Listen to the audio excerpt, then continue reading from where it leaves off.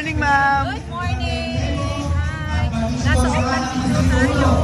Konsan, Kim, Aba, Barangay Bagong Bayan, ngayong umaga samahan natin ng team, ang ating mga namin, pagkatbahal na mahal. Pagkakuha ng Barangay Bagong Bayan, kapiling na po natin ngayong umaga, ang nagmamahal at nag-iisang punong lungsod ng Taguig, Mayor Ating Lani Cayetano. Magandang umaga po. Bless you. Good morning po. Congressman Aling, magandang umaga po. Sa mga konsehal ng bayan po natin, magandang umaga. Sa ating Oplan Linaw team, good morning. At syempre sa ating mga benepisyaryo, magandang umaga po. Isang malinaw na umaga po sa ating lahat. Kasi pagkatapos ng programa, inaasahan ko magiging malinaw na ang inyong mga mata.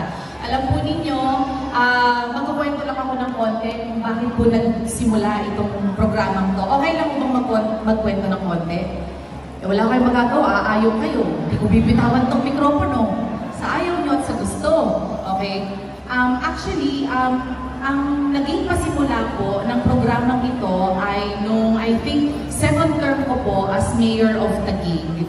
Sa patuloy ng pagkikipag-ugnayan sa Department of Education, nai-report po nila sa amin na nababahala sila dahil tila dumadami ang bilang ng mga estudyante na kung i-classify nila ay slow learner.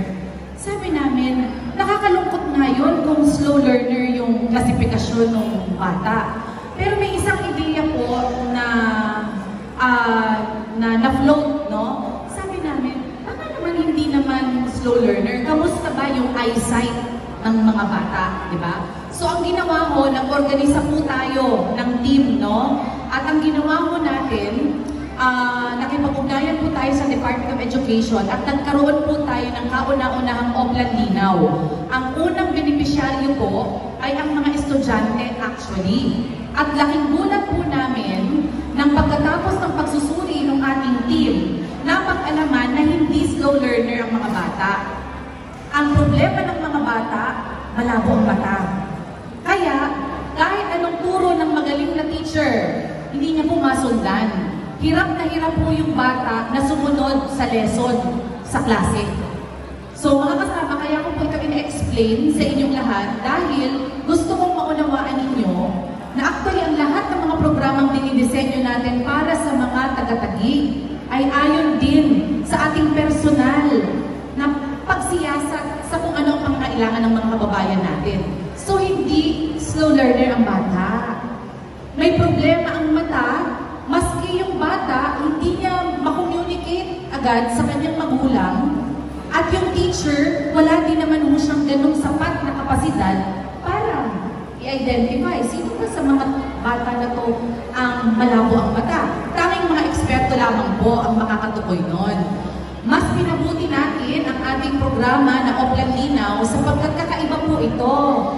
Mga espesyalista po ang talagang susuri sa inyo. Hindi po ito yung mga nakaugaliang mga sabi nila ay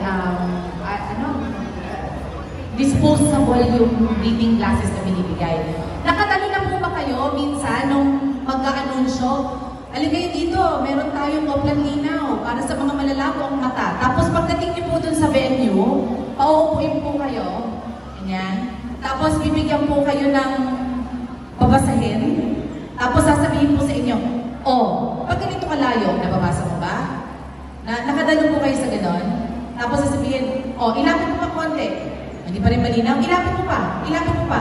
Pagkatapos, yung nagbibigay, well, out of the kindness din naman po ng heart, ng mga nais makatulong, no? Ang gagawin, pag sinabi mo sa standard mo ha, malinaw na, nababasa mo na, yun ang ibibigay niya sa yung klase ng salamin. Hindi po sinilin yung mata nyo, hindi po, wala pong mga mekanismo, equipment na katulad nito para matukoy ano talaga ang tunay na grado. Although we appreciate, diba, the kind heart of, people doing these missions, yung pang mga mission na ganyan, we appreciate that. Yung reading glasses po na disposable para lang makaraos. Ang problema po nun, hindi po natutugunan. At hindi natutugunan point kung ano talaga ang problema nyo sa mata. So sa karamitang pagkakataon, ang nangyayari, imbis nakakatulong yun, mas lumalala pa paminsan yung sitwasyon ng mga mata natin. Alam niyo po, di ba may kasabihan tayo, yung eyes daw po is the gateway to the soul of a person. Tama po? Narinig niyo na po yun? Yung mata daw po ng tao, pag tinignan mo ang tao sa mata, kaya po ako pag nakikipag-usap sa tao, I try my best. Ang key ko na nakakonek ako sa tao ay pag tinitigan mo na ako sa mata, ibig sabihin nakakonek ako sa iyo. Ganun kahalaga ang eyesight. Imagine a world na wala kang makita. Malungkot, hindi po ba? Imagine a world na namumuhay ka, may nakikita ka pero walang kulay. Medyo malungkot, di ba? Ang lungsod ng Taguig, ang ating pong agenda ay transformative, lively, and caring. Yan po yung vision natin para sa City of Taguig. At kasama po ang Oplan Linaw sa pagpapadama ng City of Taguig ng love and care natin para sa ating mga kababayan. Pag mas malinaw po ang mga mata ninyo, mas produktibo kayo. Tama? Sinong gaganahan na magtrabaho kapag maya yung mata mo tired? Diba? Pagod yung mata. Yung mga mahihilig magbasa, alam nyo, naging problema ko po ito. Ito yung dahilan bakit na-discarrel ako sa reading. Hindi ko agad natukoy na may problema yung aking mata. Kaya pala pag nagbabasa ako, ilang pages lang, pagod na yung aking mata. No? So, meron palang dryness. Doktora, yung mata ko, kaya kailangan mong alagaan mong mata. Otherwise, ilang pages pa lang pagod na. So, happy po ako na kayo tumalo at hindi nyo pinalagpas yung pagkakataon. Dapat lang hindi palagpasin ang pagkakataon kasi kaya po si Congressman Ading, si Vice Mayor at yung mga konsehal natin patuloy na nagsusumikap na umangat yung lungsod natin, maging business friendly tayo para pumasok ang mga investors para makakuha tayo ng pondong ipang-finance sa mga programang katulad nito ay para sa inyo. So kung hindi nyo i-avail, sayang naman po yung inoorganisa at pinagpapagalan din natin na hinahandog na programang pambayan. So, congratulations po sa inyong lahat at sana po pag mas malinaw na ang mga mata ninyo ay mahatiran nyo lang ng message of thanks yung ating Oplan Linaw online. So, palakpakan po natin ang City Health Office natin. Walang kapaguran po yan. Actually, may isa pa tayong programa, baka mabalitaan po ninyo kasi sabay po nating linunsan yung programa, Oplan Linaw at yung Oplan Ngiti.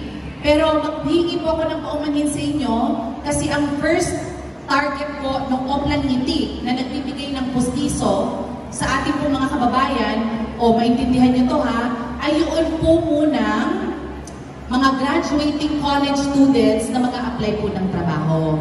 Kasi ho, talagang nakakaawa ho naman, di ba? Ibig sabihin interview pa lang, may pleasing personality, hindi na agad na ako kuha kasi nga may problema ko yung ngipin. So hindi po namin kayang agad-agarin lahat, katulad ng Oplan Linaw, kasi ho yung denture, mas talagang ang bigat po talaga nun.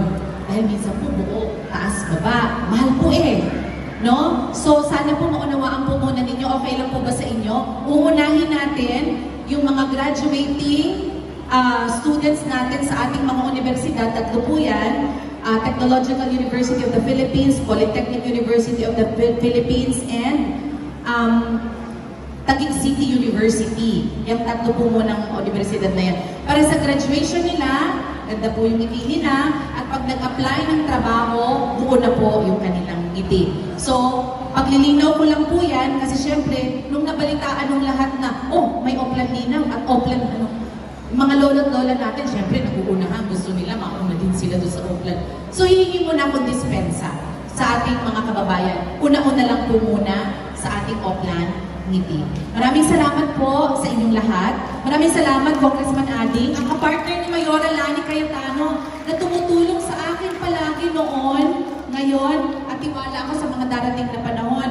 Kapartner na tunay, tapat, at may respeto kay Mayora Ate Lani Cayetano. So, Congressman Ading, mabuhay ka.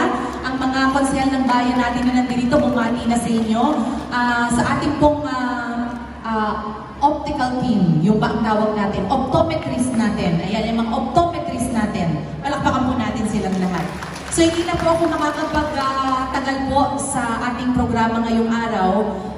Dumaan po ako para talagang mapahatid ko sa inyo yung aking pagbati. Dahil pupunta naman po ang team natin sa Western Bikutan dahil may ginaganap naman ho doon na pet caravan. No? Imagine kung may alaga kang aso, hindi mo na po problema. Grabe naman kalabing ang caring ng ating syudad. Ano pa nga? Proud po ba kayo mga taga-Taguig kayo? Hindi nilang alaga sa tao. Ang mga pets, tinuturing na rin natin na alaga at parte ng ating pamilya. Baka po hindi niyo po nalalaan ha. Nagbibigay po tayo ng libreng anti-rabies shot, vitamin shot sa ating pong libreng pagkakapon. At alam niyo po ba, mahal yan, pag malaki ang aso niyo, ganun pala yun, tumataas ang presyo, pag lumalaki yung, pagpalaki yung aso, ganun pala yun, di ba?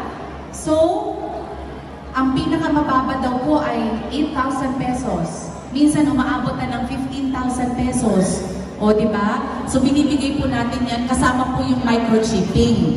Ang hiling lang po namin, dahil lumabas po sa isang survey, ano ang mga pangunahing reklamo ng mga taga-barangay? Ang lumalabas po sa aming survey, alam niyo ba, pasintabi sa mga hindi pa naku, yung mga patibong sa kalye. O, di ba? May mga patibong. Pag nakagat ng aso, mahal din ang pa-injection. So pupunta po kami sa Western Bikutan. Last week po, nasa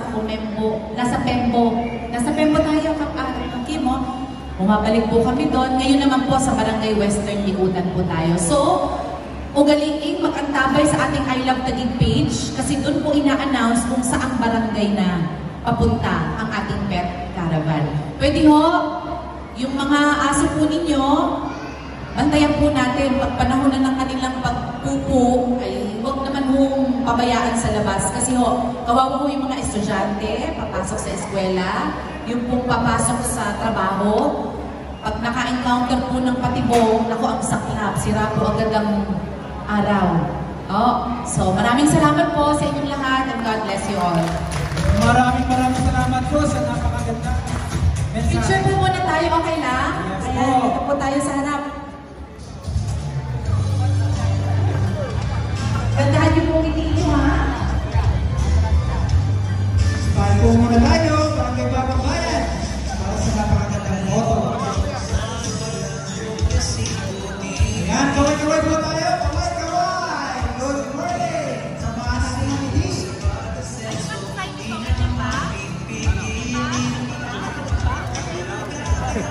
Ayan. Okay, offline linaw pa na dalawa. Offline linaw po tayo. Ayan. Offline linaw shot po tayo. Ayan. Ang mata po natin, lagyan po natin.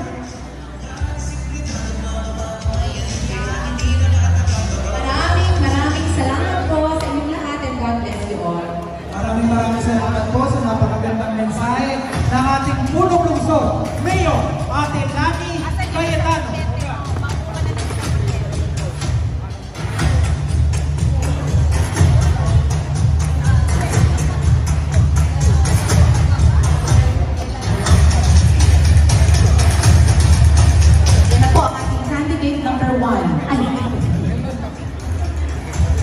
Ayan po, sa makikita po ninyo ngayon, napakaganda ng proyekto.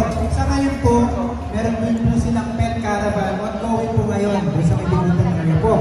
Yung pet caravan po, dumadaan din po yan sa bawat barangay po. Katulad din po siya ng ating tinatawag na kapilinaw. Sa bawat barangay po, makakatanggap po yung napakagandang servisyo. Kaya sa ating punong gusto, Mayor Ate Lani Cayetano, ako ang ating vice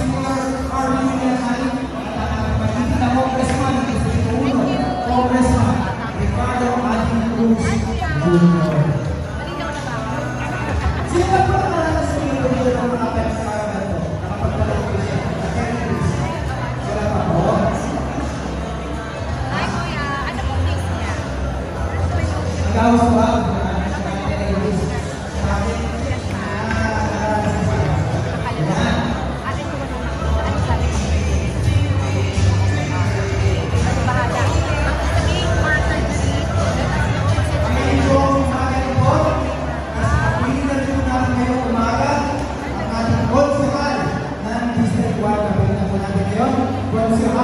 Carlito. Okay. Kaway-kaway na ang konsulo ka. Ayan. Kasama rin po natin ang ating konsihan, ang Board of Bayan, Distrito 1, konsihan, Ferdy Bro Santos. Kaway-kaway mga konsihan. Ayan.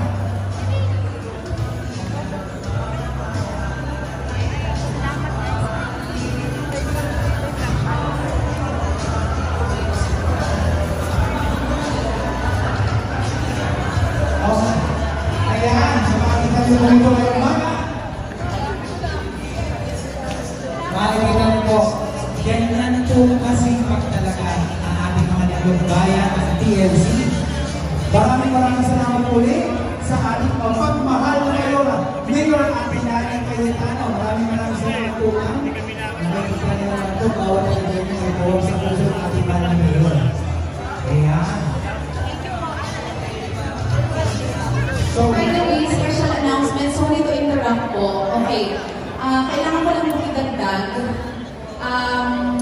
Kung inaakala niyo po na para lang halimbawa sa salamin yung programa po natin, hindi po. So, pag na-check up po kayo ng mga espesyalista po natin at nakita may mga kondisyon kayo sa mata that will require you to undergo surgery, extended po doon yung tulong po natin. Doktora, i-refer niyo po sa amin yun. I-refer po sa amin yun.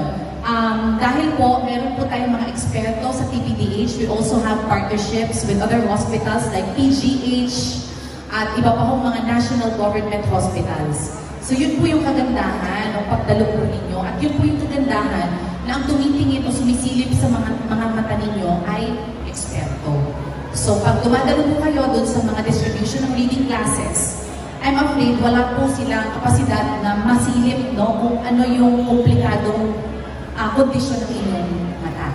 No? So, hindi marirekomenda kung anong procedure yung susunod na gagawin para sa inyo. So, we are so thankful na meron tayong na-organized na team ng mga optometrists, ophthalmologists, na tumutulong po sa gustong mangyari ng city government ng Taguig. Gusto natin ay maliwanag, malinaw na kinabukasan, di ba? So kaya po ito ay kasama talaga sa prioridad ng lungsod natin.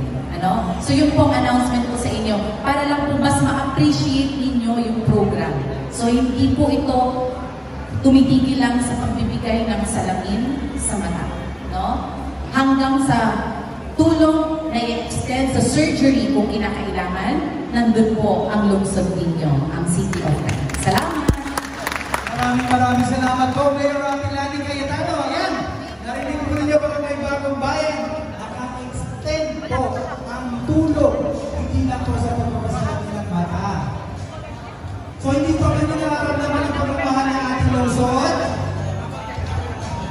Kaya sir, kaya ramdam na ramdam ang pagmamahal ng ating Mayor Atilani Cayetano at ng OD TLC. Diba?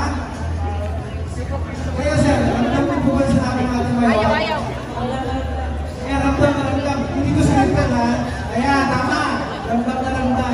So makikita niyo po yung kagalingan ng ating Mayora, Mayor Atilani Cayetano.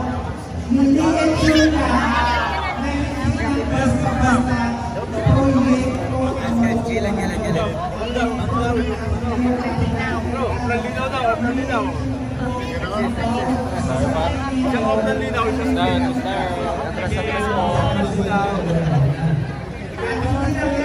yung i-discuss po natin ngayon sa ating transformative 1988 na proyekto na pwede po bilang kandidato at miyembro po ng ating mahal na lungsod. Sa puno ng ating Mayora, Mayor Atilani Cayetano, gano'n din po ang ating Vice Mayor, Carmen Kiran at ang katuwang niyo po sa Distrito 1, Congressman Ricardo at ang Presidente kasama nito ang buong